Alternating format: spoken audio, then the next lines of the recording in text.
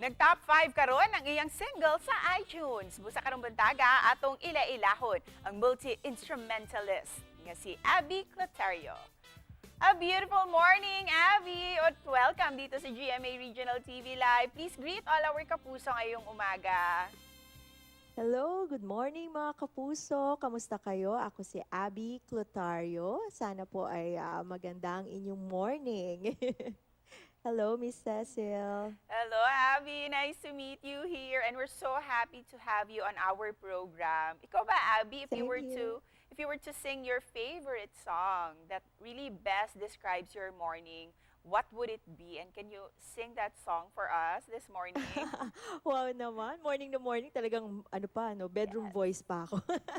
Pero sige, actually, meron akong ginawang original na kanta din from last year.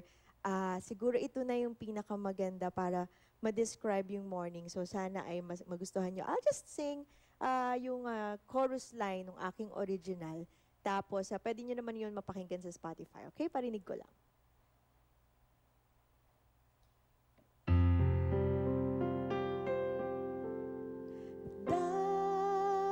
Darating din ng umaga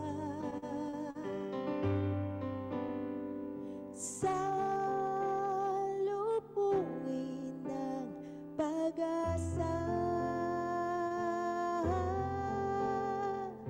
Kapit ka lang kay Bathala,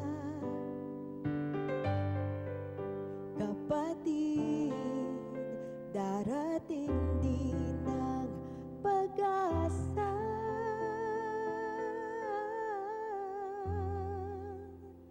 Yeah. Wow, galing naman. Yeah, May Thank you Pag-asa for po ang that. title. Maraming salamat. Thank you for that, Abby. You really brightened up our morning with your song Pag-asa. And of course, you are known as a multi-instrumentalist. When did you start your love for music? Sino ba yung mga biggest influences mo, Abby?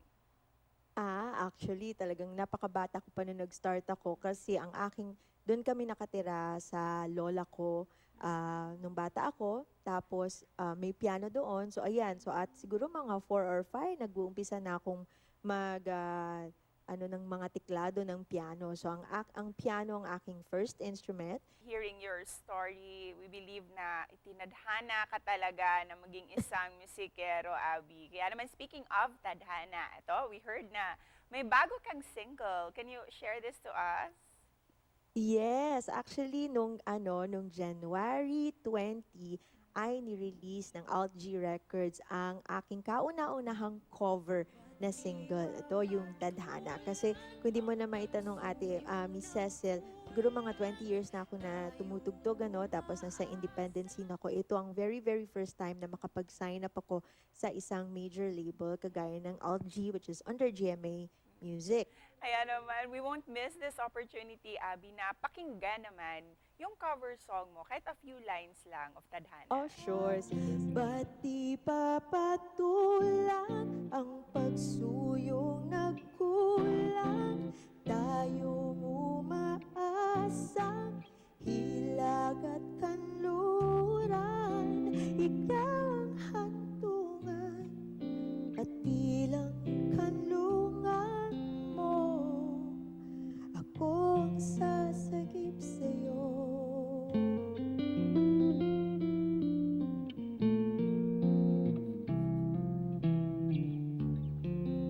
Yan. Wow, I love that song and I love your Thank cover. you. Thank you, Abby. Kaya naman, Salamat. kindly invite all our kapuso kung saan nila pwede itong mapakinggan at ma-download. Okay, so mga kapuso, maaari nyo na hong pakinggan, i-request, i-download at i-stream ang aking latest single na Tadhana. Makukuha at matatagpuan nyo ito sa lahat ng streaming sites katulad ng Spotify, Apple Music, at iba pa. And before we end this interview, ano naman yung mensahe mo para sa ating mga kapuso? Suportahan natin original Filipino music, okay? Kahit po ito ay original na composition ng isang artist or kinover ng isang Filipino artist, maaari nyo pa rin po yung suportahan Thank you. Thank you din sa iyo, Abby, at congratulations. Maraming salamat, Miss Cecil.